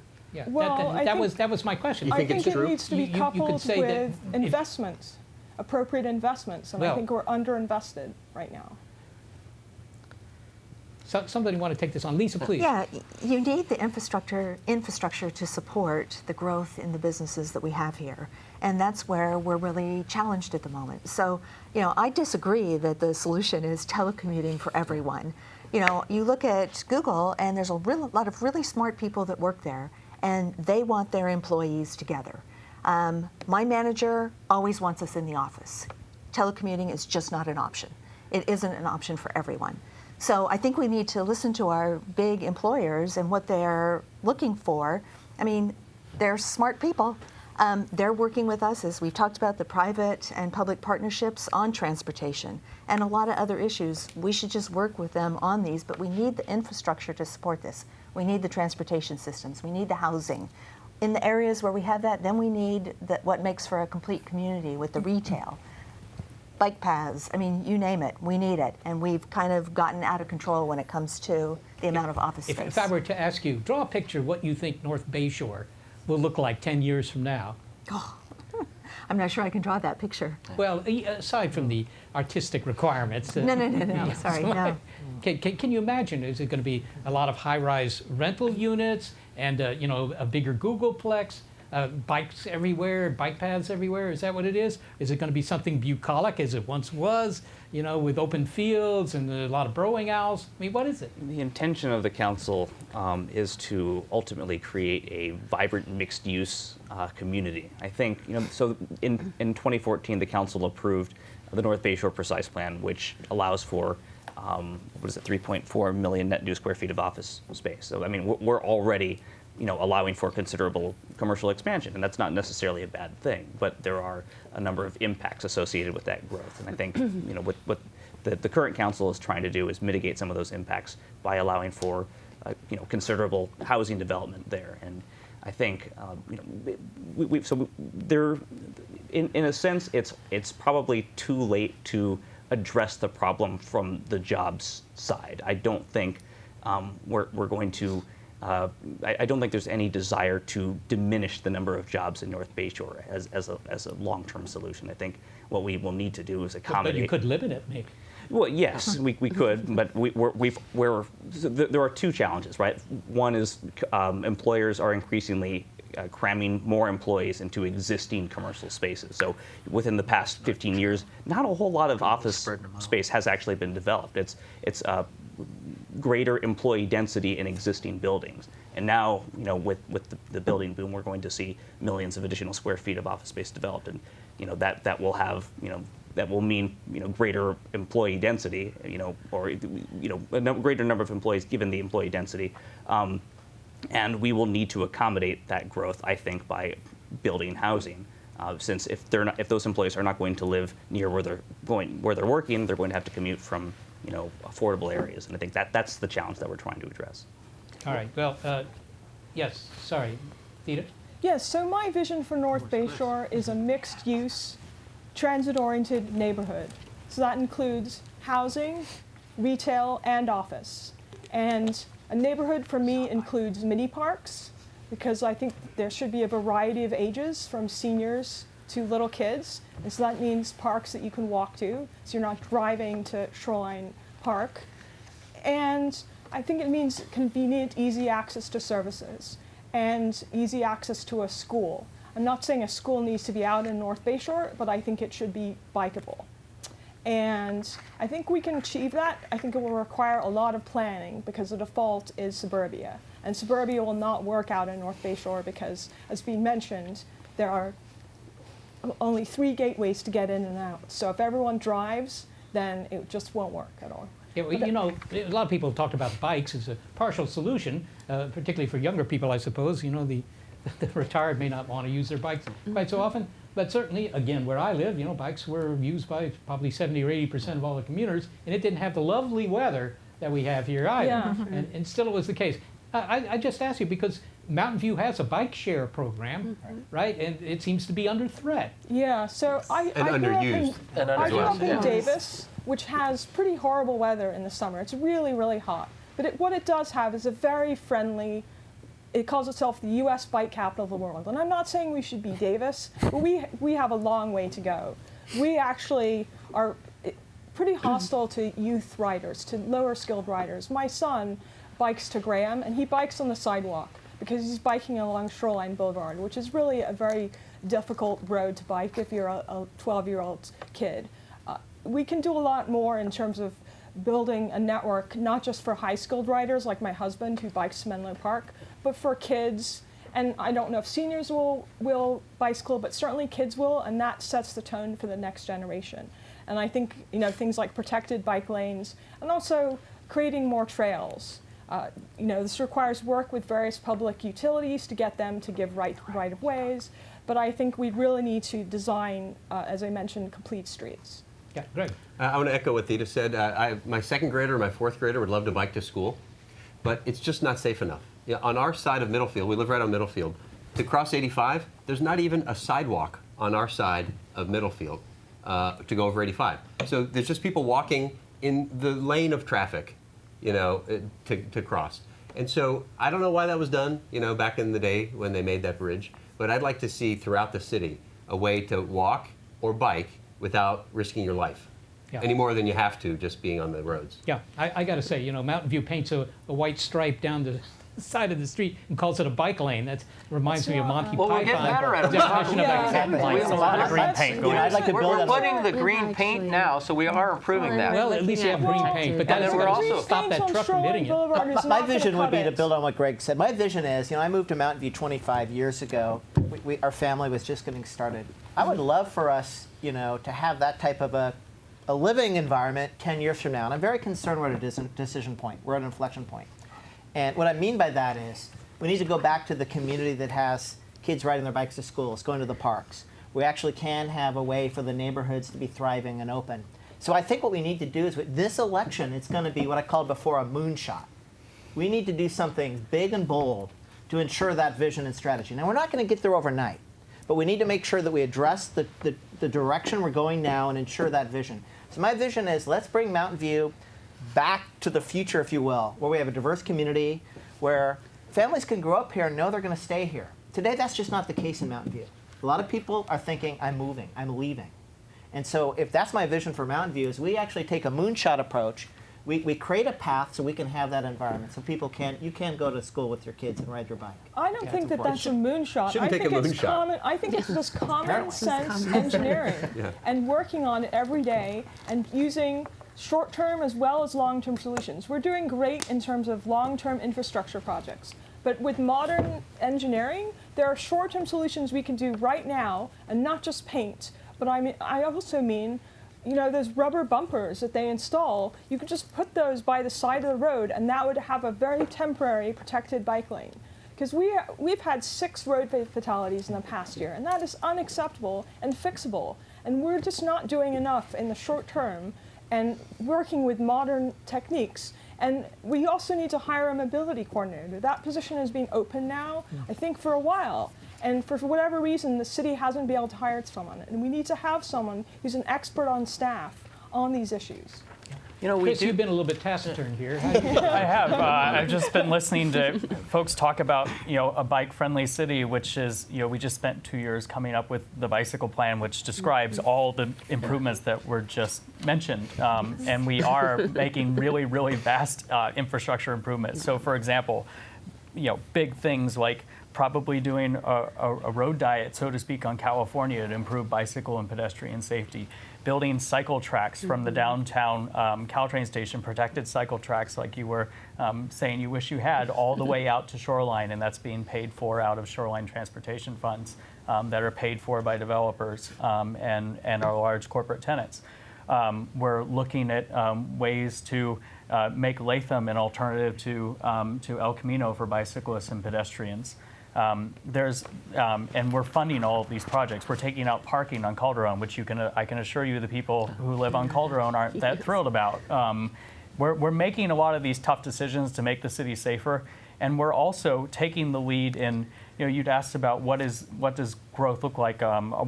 We spent years planning out the growth of North Bay Shore and saying, you know, as you know, we know how much we're going to go, 3.4 million square feet. And we've taken the lead in asking companies and saying, you know, you can grow up to this amount, but only if traffic improves. There's a cap on growth if traffic doesn't improve, and that's the incentive they have to build all of this infrastructure. You know, the extra off ramp and on ramps, the bicycle and pedestrian overpasses, the shuttle programs, all these things. So we're trying to take advantage of the current boom cycle to build a lot of this infrastructure that will pay dividends for years to come. So I know that growth is painful, but we've put limits on it, and we're making sure that, you know, as our community grows, that we're meeting our needs for infrastructure and everything else. So I agree. The sentiment is we want to create the community that folks just described. But what I'm saying is there's a plan and there are investments happening to make all of that happen. It isn't like we need to start from ground zero. Yeah, and also, I mean, behind all of this is the fact that whatever you want to do, you have to pay for it. Right, exactly. And there may be opportunity costs in that. In fact, let me pose it to you this way, because it is something that has come up in the past. If some wealthy benefactor, and I don't know if there are such things here in the South Bay, but if there was some wealthy benefactor who bequeathed $10 million to the city of Mountain View to spend any way you want, what would you, as a city council member, advocate? $10 million, just fresh $10 million. It's like a TV show. You make it 100 million? Yeah, $10 million doesn't really cover very much. Yeah, maybe that number should be adjusted for inflation. Well, so if we had, let's make it a limitless amount of money. I think one very we do everything, but well, I mean, it's hypothetical, right? I think one capital improvement project I'd like to see is the establishment of a bicycle pedestrian trail along the Caltrain corridor. I know this is something that the council has talked about for many years, and it's made challenging because we have to work with regional partners, and I understand that. So this is sort of like, you know, if we had the opportunity and the power to do anything, you know, what meaningful transportation improvement would you like to see? And I think that's something that would provide a great deal, vastly improve the connectivity that I think would help increase the number of people riding by using active transportation instead of driving alone to get to their destination point. So that's something I just utilizing the Caltrain corridor to a much greater extent than we currently. Will there be enough corridor left when they put in high-speed rail? Well, so high-speed rail, the current plan is the blended rail system where the high-speed rail would simply use the rail used by Caltrain, and so we wouldn't need any additional right-of-way for that. Well, you may need additional right-of-way for passing tracks and stuff like that. I don't think there are any plans for passing tracks in Mountain View. Is that right? No, no. So Seth, I'd take my $10 million and use it for improve our city shuttle. I mean, you talked about this mobility. The seniors aren't being able to get out. The youth aren't going. And so I was talking to a woman just the other day where she has to walk down to Blossom Valley Shopping Center, which is about a 10-minute, take another bus over to El Camino to go down to a medical center. And so I think I'd like to see us improve and spend the money on more shuttles that go into the neighborhood instead of having to take long walks to get to a certain pickup point. What about the suggestion over here, I forget who made it, that some other municipality had just said, we'll take the $10 million, fundamentally, they'll take the $10 million and we'll just buy you a lot lot of coupons on Uber. Right. Well, we already do that. I mean, already there's a deal. The people want predictability, certainty. They want to know that it's going at a certain time at a certain place, that they want to go, they have to get there. Right now, if you take a VTA outreach bus or a car, you have to schedule 45 minutes. There's a window before you can take it. And then you go down to the medical center, and then they have a window to pick you back up. So all of a sudden, you've added a half an hour appointment. It takes you 2 hours to go back and forth. So what I've suggested is then take that money and make it more predictable. God, I'm having a tough time just talking.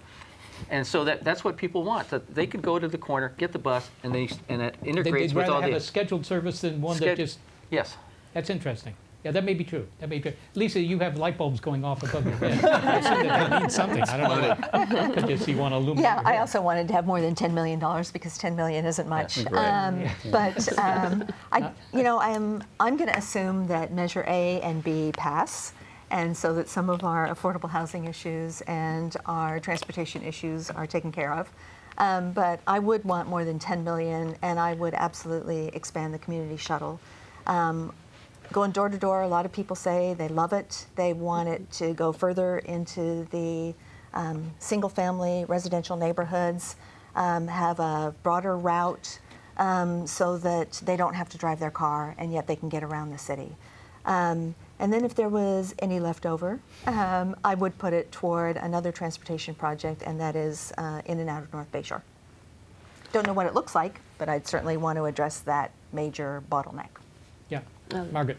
To tag on to that, I would build the bridge that would be parallel to Shoreline, that would go over 101 into North Bayshore. So I don't know how much that was. It was at least $10 million or more. Where are you going to build this bridge? So there's a plan to have a bridge, a pedestrian bike bridge along Shoreline. It's more on, I think, at the Terabella side. To cross over. So it would be, you have Stevens Creek Trail on one side, we have the Permanente Creek Bridge on the other side, but because a lot of people cross over Shoreline, we thought we should have another bridge there. So that's in the plans. We just need funding for it. I don't think $10 million will get us to get the whole bridge, but it might help with part of it. I'm scratching out that number for next time. Add a zero. So what I would do is I would create I'd create a program, an awards program, or I'd actually create a competition within this community. And we wouldn't necessarily need to put all the 10 million as awards. Maybe we'd have a series of awards. And I try to really engage the innovation and the brain power of this community to solve some of these problems.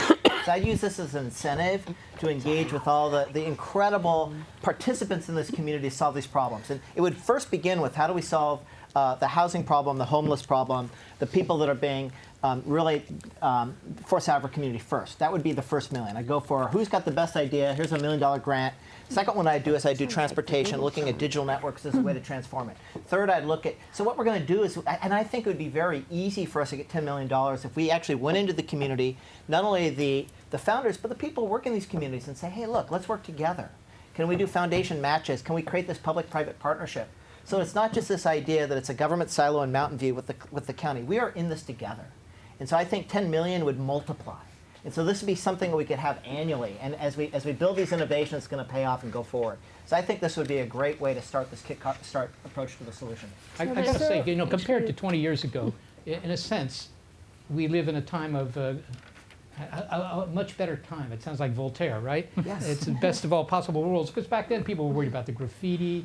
They were worried about the coots on the fouling the golf course down the shoreline. Right? Was the city going to have enough income to support city staff?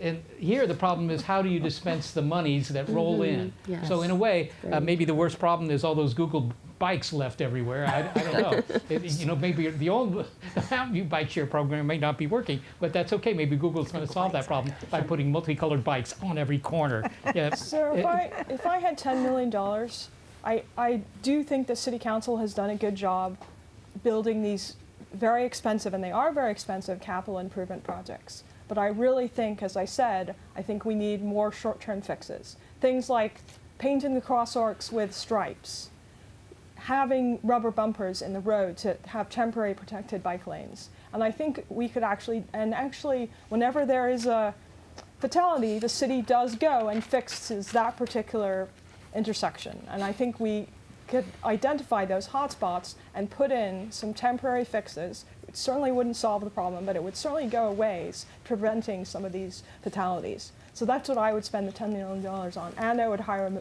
mobility coordinator, who certainly wouldn't be $10 million. Just to be clear, when you say rubber bumpers, it sounds like a tongue twister. Rubber bumpers in the what you mean is dividers. Rubber yes, dividers they're that are about easy to put in. a couple of inches, so you could certainly run them over as a car. They Right. certainly don't offer the protection of a real protected bike lane, but in the interim, until we can install actual barriers, and actually can also have rubber posts as well.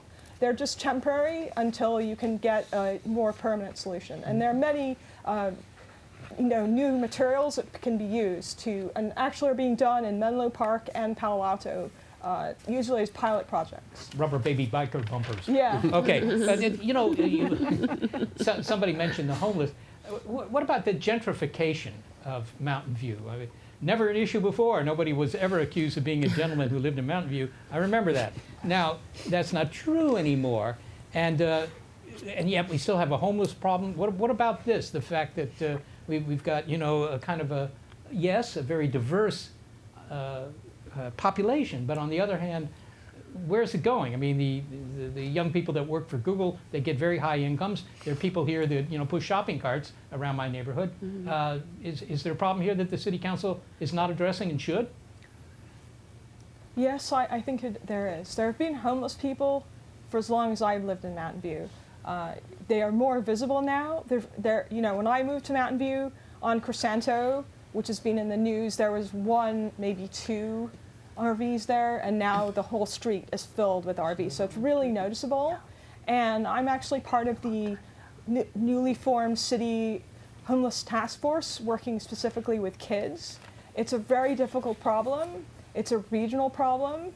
And one of the issues that's been identified is a lot of the services we have are in South County, which is San Jose, and we don't have enough services in North County. So the city is actually this Tuesday is going to actually have some proposals to address homelessness, and I'm hoping we'll have some short-term, medium-term, and long-term solutions. One of the things I'm particularly interested in, since I go to a church that does Hotel de Zinc, which is a homeless shelter, rotating homeless shelter at churches. It's been really successful, and it's also a way for the community to get to know homeless people. So my daughter, our church has it once a month, and they cook dinner. And so my daughter sits and talks with the folks that she's cooked dinner for. And it's really a way of giving back, but also a way of making it a real problem. And I think what I'm not in favor of is moving the problem out of the way by moving people to North Bay Shore where they won't have access to services. Okay, now, but is this is this a problem that can be addressed with simply more social services by the city? Is that what we need? Well, I think that first of all, the strength of Mountain View has been its diversity, and really the balance of diversity is the most critical thing. What's happening is there's this pressure that's causing more people to basically fall through the cracks. And the homeless people, I actually met a veteran who's actually an engineer who gets the opportunity to work in technology, is working in a trailer, in Mountain View, who basically just lost their job, or someone has a healthcare crisis. And so I think the diversity of our community is critically important. And it is true that we need to be careful that the kind of the strategy and vision we have for Mountain View, in my opinion, we need to make sure we protect that diversity. So that way the families, and the more that the new people come in, the more they're going to reflect the diversity. And it's okay that we have growth that's happening. I mean, I was part of the last wave of Cisco growth. Now we have the next wave of growth. But what's made Mountain View so precious is it's been a community that's really been able to support the diversity, and I think we can do a lot more. Now, it isn't just a Mountain View problem. You're absolutely right. It's a regional problem. It's a state problem because of the weather. It's a place where we have to address homelessness systematically. But I think in Mountain View, we need to assure that we have the social programs for the services that are available. Again, this gets in affordable housing, different strategies for the way that we're going to provide care and service. It's critically important. It seems to me that it's a very difficult problem. If there were a simple fix, then you would write the check and you would fix it. That's right. Yeah. Well, Mountain View donates a lot of money and uses the community service agency. So we are doing a lot of projects that people don't hear about. We give people temporary vouchers for temporary housing. For the homeless, we're bringing in temporary showers, those basic necessities. There are churches that give breakfasts. So the city of Mountain View is doing quite a bit of projects, but try to address that issue. Now, we just opened up a North County office of the county over on Middlefield. That it will help bring up the services that are needed, because we have about 300 or so homeless people, but we need a critical mass in a sense. It's hard to say. It's bad to say that, but we need to be able to work with Palo Alto, work with Sunnyvale, and help address the services and the housing, the social aspects, the mental aspects. All those are very important that we need to work on. Are there any examples in neighboring cities that have been effective?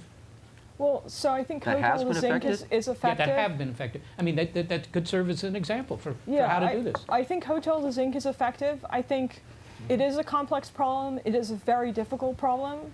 I think we could do more. But I don't think we're going to solve homelessness in Mountain View, but I certainly think we could reduce it so that we don't have an entire street filled with RVs. I think San Jose is doing quite a bit. They're trying and experimenting, whether it's to renovate old motels along, I think it's Monterey Road, that there's quite a few old motels that need redevelopment, and they're looking at that for homeless, to house the homeless. They're talking about tiny homes. They're talking about manufactured homes. And so I appreciate that San Jose is taking this seriously. And the reality is, in the whole county of almost 2 million people, there's 6,000 homeless folks. In Mountain View of almost 80,000, there's 300. So I think that the numbers are reasonable, that we can come up with a solution. Are you saying that Mountain View doesn't have its fair share? What are you saying? I'm just saying that the number, it's not millions of people that it's solvable. it's a solvable issue. It is a tractable issue. But we just need to really focus and work with our partners, because we don't want to push the problem somewhere else. But at the same time, do we want to be the center of it too? So I think we really need to look at this in a holistic sense. Let me call on some people who haven't said much about this. Lucas, did you want to weigh in? I think there are a couple of challenges. Somebody had mentioned, maybe it was Commissioner Matichak, Measure A is a critically important opportunity to generate a significant amount of regional funding. And I think it's $950 million, and I believe $700 million of which would be for extremely low income people, housing predominantly for homeless individuals. And I think, so having it won't solve the financial component of it, but it will be an enormous boost, and we can leverage that funding with municipal, state, and federal funds. But the other I think more challenging aspect is, if we're going to build housing for the homeless, we have to identify suitable locations for it. And I think the reality is land is extremely expensive throughout the Bay Area, but particularly in North County. And so it's great to have that funding available, but if we're going to provide housing for the homeless, we need to be comfortable with redevelopment and density, and put that housing in an area where we're not just as Theda had mentioned, we're not just putting it out far away from services and amenities and transit. That housing has to be constructed in areas that where those individuals would be well served. And so there's a whole host of challenges associated with the problem, but I think Measure A is a very good starting point. Greg? Seth, I want to go back to something you said before. If we make enough houses in Mountain View and they're affordable, won't people from other places want to move here? Won't people from Sunnyvale move over here, right? So I think in the Bay Area, the city that does the most for homeless people is also the city that has the worst homeless problem. We're talking about San Francisco. So nobody does more for homeless people than San Francisco, and the problem has only gotten worse rather than better. So I think it's a very difficult problem, but it's not just a problem of making adding more services, because that's being tried, and in my opinion, it's not working that well. Yeah, well, are you suggesting that more services simply attracts more homeless? That could be suggested, for sure. I mean, it makes sense, right? I mean, if we give out more, if we get more generous, then people that live nearby in a city that isn't that generous would have every reason to come here. And so I've never tried to, figure out exactly how that phenomenon works, but there are a lot of homeless people in San Francisco, for sure. Well, by that measure, according to what Margaret said, we're not doing enough, I guess, right? Not doing enough. Listen, we're getting very close to the wrap-up statements here. I did want to throw out one more thing to merely provoke you, which is my function here. And that is, I drive down El Camino. Has anybody ever gone on Google Earth and looked at Mountain View the way it was in the earliest years you can look at it here? And I guess it was probably the 1960s. And my house was a cherry orchard, but all of Mountain View was an orchard of some sort. Right, you look at it, and there's this little 2-lane road called El Camino Real, but basically it's all agricultural. You don't see too much of that anymore. All right, and when I drive down El Camino now, and I see all this housing going up, and it's often 3-4 stories, sometimes a little bit more, right? And I'm thinking, pretty soon this is going to be a canyon. I'm going to be living in the Bronx. This is to provoke you, but is that the future? And is it okay? I mean, the reality is that we spent 2 years asking the community what level of growth they were comfortable with, and we put very specific things in place to ensure that we don't have a canyon. It was one of the things that we talked about in the whole discussion. So we're allowing some of the highest density at those specific nodes of like El Camino, San Antonio, and some of the higher growth areas, and then it scales back on the rest of El Camino, and then it builds back up at some of the nodes. So I think that. I definitely understand kind of the development fatigue that folks have, because we came up with this plan. We went out to the community and said, what level of growth are we comfortable with? Where do we want it to go? And we won't touch the rest of the city, but these high growth corridors, there's going to be high growth. I think the challenge is that in a boom cycle like this, it all happens all at once, right? So everything all happens at once, and we'll have a recession at some point, and you won't see things will tamper down a little bit. But I think what is nice about, and I get the fatigue, but one nice thing is that we're conforming to the plans, that they're out there, and we aren't going to exceed those, except in rare instances where there might be we've some minor exceptions, but nothing no 10-story buildings along El Camino. The other nice thing is that we can get a lot more community benefits from those developments than we could in any other cycle, because folks are willing to pay those prices, build out bicycle lanes, in certain areas, or put in bike and pedestrian improvements, pay really significant park fees so we can expand parks and recreation. I'm sorry to short circuit this discussion. We have time for, it isn't Washington, D.C., where nothing can be higher than the Capitol, right? Right. So, we don't have that. Anybody else want to weigh in on this before we go to final statements? Or Yes, I'll say one more thing on that. When I heard about the growth that was planned for the neighborhood I live in, the East Wisman area, and people were talking about 10-story, 12-story buildings, my immediate reaction was, that's way too tall. There's Mountain View. And then I was driving down El Camino, and I saw Avalon Towers, which is 10 stories or so, and it looks fine. I mean, people don't complain about that. I don't hear a lot of complaining about that. And so it's a matter of where you put the buildings, and I think that there's, it doesn't feel like a canyon over there. So I think there's ways to grow and not have it be not inhuman or out of scale. Okay. All right. Well, this has been certainly a lively discussion, and now you have 2 minutes to summarize why the people on the other side of these cameras ought to be ticking your name on November 8th. And I think just to make it anxiety-ridden for you all, we'll start going the other way. We'll begin with you, Lucas. Thank you, Seth, and thanks again to KMVT for providing this opportunity. What an interesting debate. I want to reiterate a couple of things that other candidates have said. I do think that of paramount importance to me is preserving the historic socioeconomic diversity that Mountain View has had. I think that will require us to make some very difficult decisions about the evolution of our city. And I do think, we will need to become comfortable with growth. We will need to become comfortable with density and taller buildings. And we have in our general plan designated areas specifically, for that growth. And I think the plans that the council approved in 2014, by and large, are good and appropriate. It's just, that we'll have to take, an extra step, I think, and be more aggressive in addressing a lot of the short-term crises that we're experiencing. And so that's why, I would favor, it's not an optimal solution, but I do think, either Measure V or Measure W will provide some immediate relief. And then longer term, allowing for more housing than we currently have,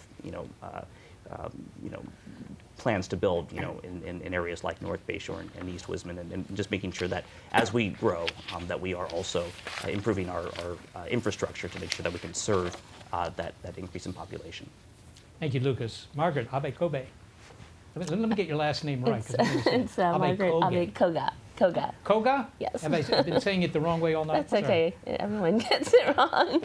I just want to thank KMVT again, and thank you to all of our viewers for watching.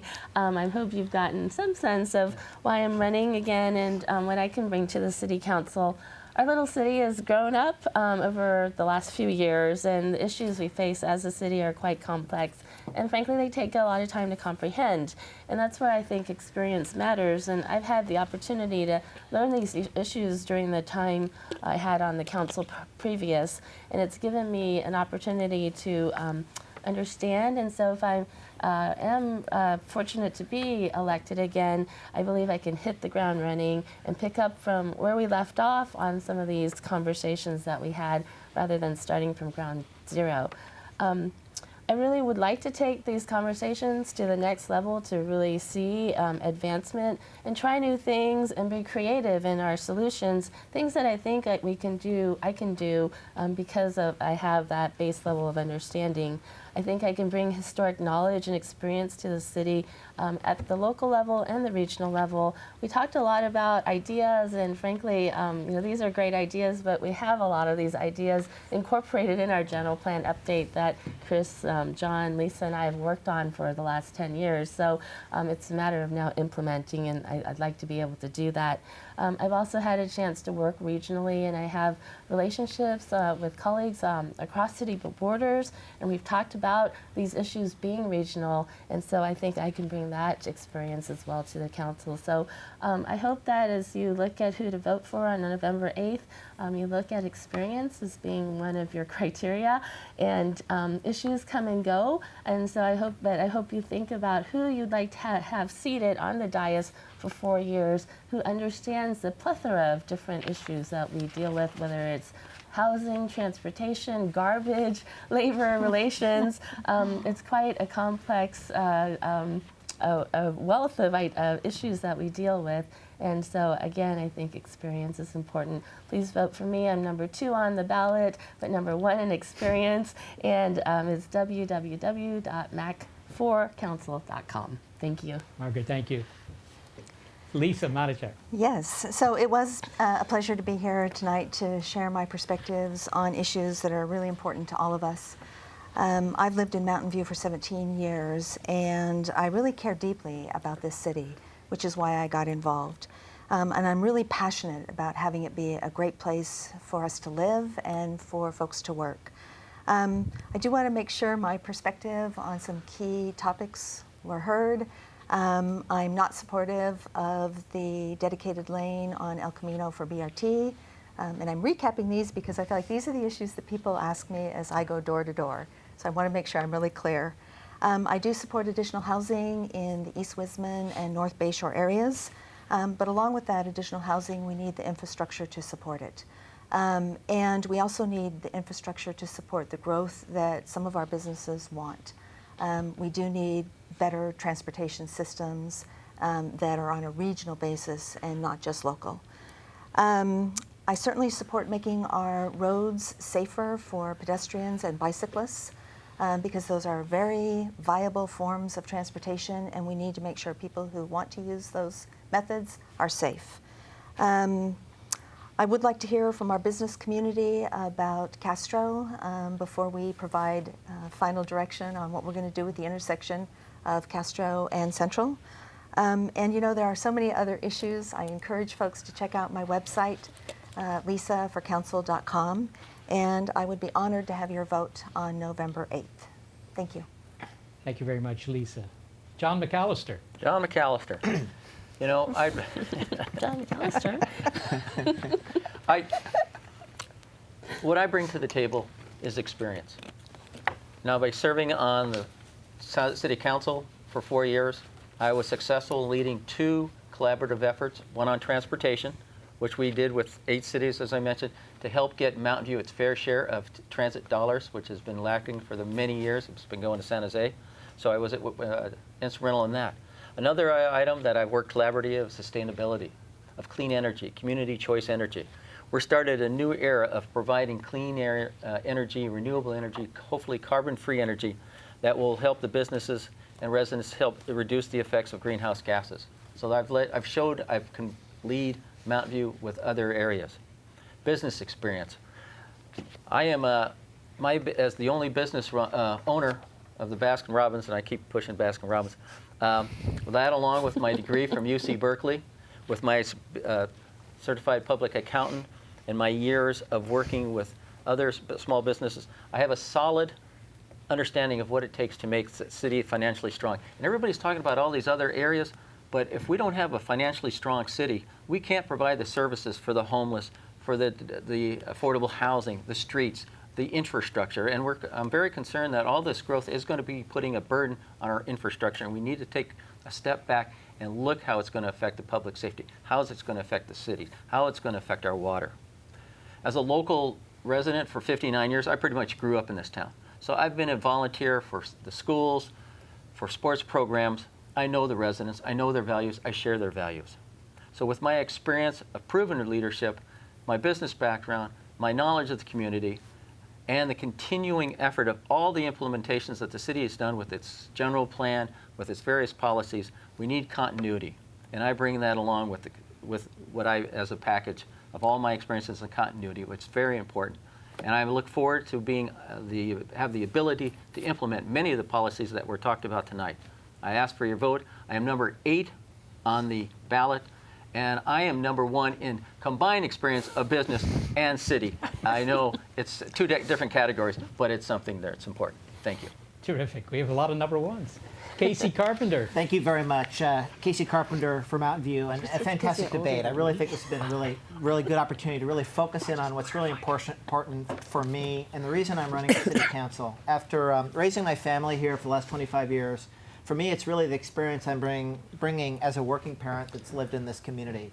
And as I go door knocking and talking to people, I'm really trying to bring the voice of the community, you know, from an outside in into the city, because it's really about ensuring that we have the diversity and that the people of Mountain View can continue to stay in Mountain View and have a future in Mountain View. So for me, the key issues we discussed, affordable housing, how are we going to deal with the rapid growth that's put stress on our transportation, our streets, how are we going to get through this without causing a gridlock?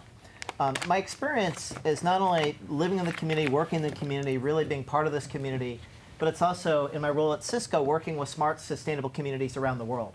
So I'm working actually with different organizations, smart communities that have done this.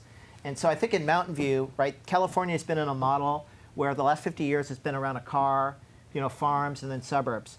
We need to, this election really matters. So I'm going to bring that experience and expertise in. Uniquely, I'm bringing in the experience and expertise I have working with smart communities around the world that have done this. But I think most importantly, you know, it's not just my education, my degrees, UCLA and Wharton, my experience, my passion. I'm really coming in to bring partnerships and really solve problems. So rather than having silos, we can focus on solutions for the people. Carpenter for Council, carpenterformountainview.com. Thank you very much for your time, and if you want to learn more, I'll be door knocking. Look forward to meeting Mountain View. Thank you very much, Casey. Greg Coladonato. Well done. Greg Coladonato, I'll say it again too. I really enjoyed this event. Unlike the other forums, we were never allowed to rebut or speak out of turn or whatever, you know, or share our thoughts in a long form. I really like doing it this way, and hope the others are like this as well.